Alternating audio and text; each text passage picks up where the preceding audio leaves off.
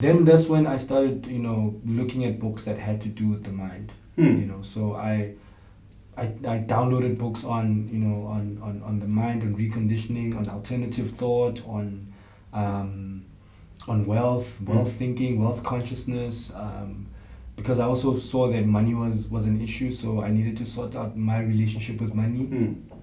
And I found books that spoke to money, and not in technical terms, but in actually consciousness terms.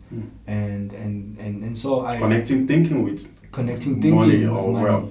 and wealth, and progressiveness. So I spent my time collecting those books, and I went home with those books. I started reading those books, and also I for the first time in those books, I kind of saw a solution to my depression. I kind of felt that it's there. The solution is there. I don't know, because I could identify that depression was emotional and psychological.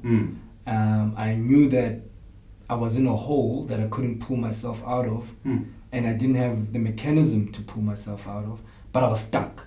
And these books kind of said, no, you can change your mind. You can recondition your mind. You can change your vibrational state. You can, but even though they didn't make sense to me at the time, and I won't lie, I would read these books over and over and over again, and it did not.